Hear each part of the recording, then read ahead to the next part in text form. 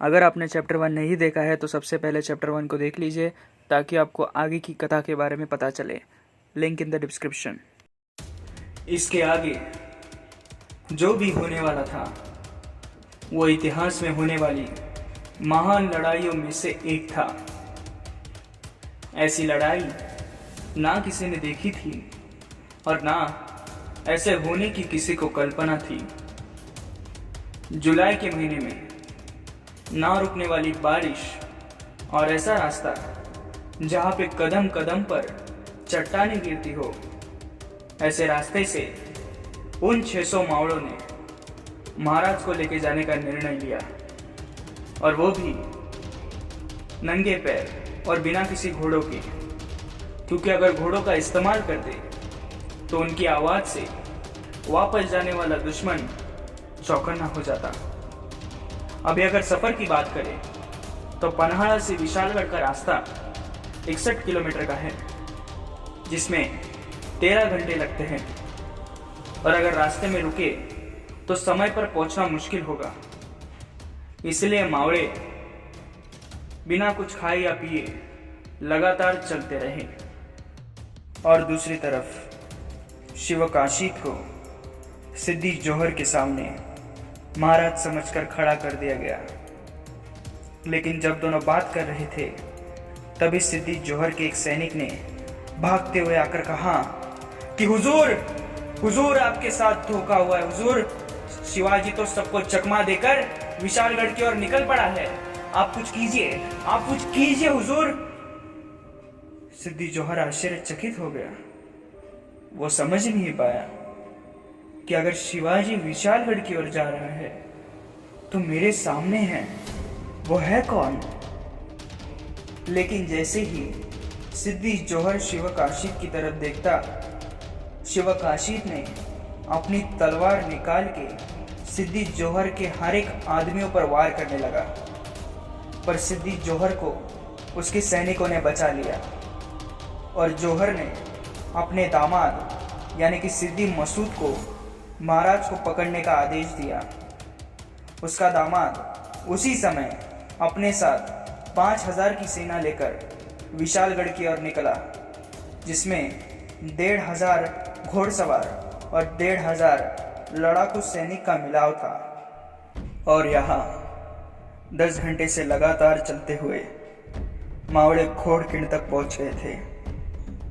वहां पहुंचने के बाद मावड़े और महाराज को संदेश मिला कि सिद्दी जोहर को पता चल गया है, और उसने सिद्दी मसूद के साथ 5000 की सेना भेजी है, और वो कभी भी यहाँ आ सकते हैं। महाराज ने तुरंत फैसला किया कि हम सब यहाँ रुकेंगे और उनसे लड़ेंगे। लेकिन बाजी प्रभु देशपांडे ने महाराज से कहा कि नहीं महाराज, भले हम मारे गए तो भी चलेगा, लेकिन आपका जीवित रहना समस्त हिंदुत्व के लिए बेहद जरूरी है। अगर पापियों के जड़ काटने वाला ही नहीं रहा तो इस हिंदुस्तान का क्या होगा? इस हिंदुस्तान का क्या होगा महाराज? ये बात सुनकर छत्रपति शिवाजी महाराज को खुद को संभालना पड़ा और उनकी बात माननी पड़ी। बाजी प्रभु जी ने महाराज को कहा कि आप अपने साथ 300 मावड़े लेके जाइए और किले पर पहुंचने के बाद 3 बार तोप चलाइए, ताकि मुझे पता चले आप किले पर पहुंच चुके हो। जब तक आप किले पर पहुंच नहीं जाते तब तक हम 300 मावड़े एक भी आदमी को एक खिंड पार करने नहीं देंगे।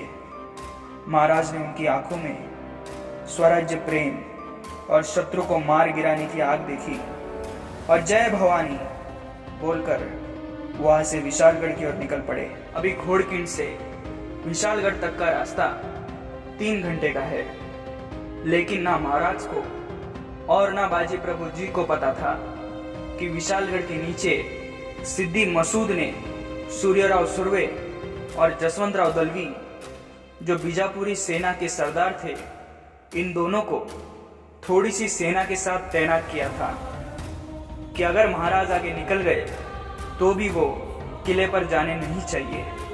अगर घोड़किंड की बात करें तो उस जगह को एक समय में सिर्फ 10 से 15 लोग ही पार कर सकते हैं। इसीलिए बाजी और फुलाजी प्रभु जी ने मराठों के फेमस टैक्टिक्स गनिमी कावा को इस्तेमाल किया। उन्होंने 50 सैनिकों को खिंड के आगे तैनात किया, उनके पीछे और 50 सैनिक, खिंड के बीच में ऊपर के हिस्से पर दोनों तरफ 50-50 सैनिक जो पत्थरों और भालों से शत्रु को रोक रखेंगे। और अगर इन सब से कोई बच के आगे निकल गया तो खिंड खत्म होने पर 100 सैनिक उनको मार गिराने के लिए तैयार होंगे। और ऐसी जगह को पार करना मतलब बीजापुरी सेना के लिए एक नामुमकिन काम था।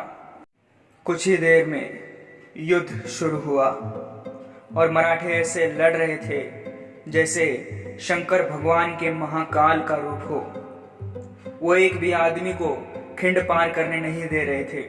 और बाजी प्रभु जी जो दान पट्टा चलाने में उस्ताद थे, वो अपने दोनों हाथों में दान पट्टा लेकर हर एक आदमी को ऐसे काट रहे थे जैसे कि सर पर खून सवार हो। उनके इस रूप को देखकर 5000 की सेना थर थर कांप उठी। उन्होंने कहा, या अल्लाह, ये कौन है जो शैतानों जैसा हर एक को काट रहा है, जिसकी तलवार रुकने का नाम ही नहीं ले रही? ये है कौन? लेकिन बाजी प्रभु के कान सिर्फ तोपों की आवाज सुनने को ही रुके थे। वहां महाराज विशालगढ़ पहुंचने ही वाले थे, लेकिन सिद्दी मसूद के कहने पर वहां रुके सूर्यराव और जसवंतराव महाराज को पकड़ने के लिए तैनात थे। महाराज ने शत्रु सामने देखकर 300 सैनिकों के साथ उन पे हमला बोल दिया, लेकिन समय साथ नहीं दे रहा था और बाजी प्रभु जी सोच में पड़ गए कि 3 घंटे के रास्ते को अब 8 घंटे हो चुके हैं, लेकिन अभी तक तोपों का आवाज नहीं आया। उनके दिमाग में एक ही बात चल रही थी, जब तक तोपों के आवाज नहीं आते तब तक लड़ना है।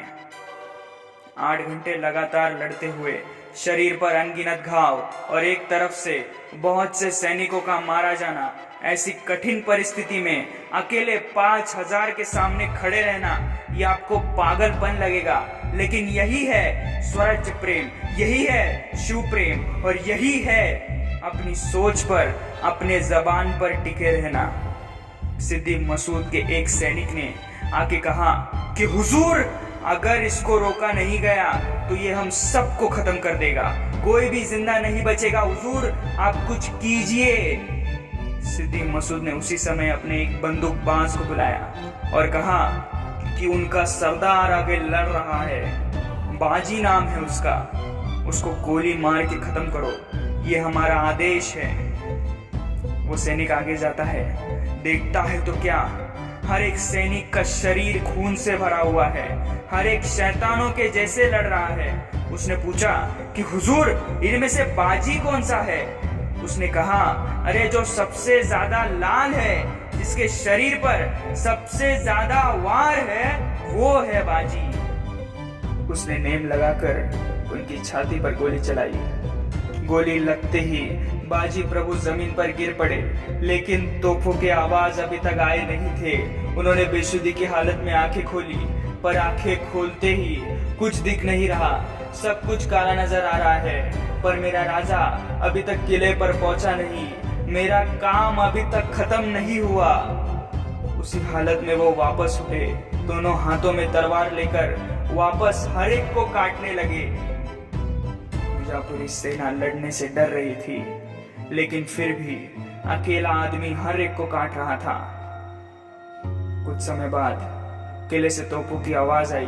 महाराज शत्रु से लड़कर किले पर पहुंच चुके थे। तोपों की आवाज सुनकर बाजी प्रभु जी ने अपने शरीर से साथ छोड़ दिया और जमीन पर गिर पड़े। उनका जो लक्ष्य था वो पूरा हुआ, उनके महाराज किले पर पहुंच गए। ये लड़ाई 18 घंटे चली और वो 300 मावड़ों ने वीरगति प्राप्त की। महाराज ने सब कुछ शांत होने के बाद घोड़पिंड में आके देखा तो बाजी प्रभु देशपांडे इस दुनिया से जा चुके थे। उनके शरीर के टुकड़े टुकड़े कर दिए थे। महाराज ने बाजी प्रभु और बाकी के 300 मावड़ों के अंतिम संस्कार विशालगढ़ पर किए और बाजी और फुलाजी प्रभु देशपांडे के स्मारक को विशालगढ़ पर बनाया गया। उस समय एक और निर्णय लिया कि इन 300 मावड़ों की लड़ाई और शौर्य को इतिहास में कभी भूला नहीं जाएगा। इसलिए जिस खिंड में ये मावड़े लड़े उस खिंड का नाम घोड़खिंड बदलकर पावन खिंड ऐसा रखा गया।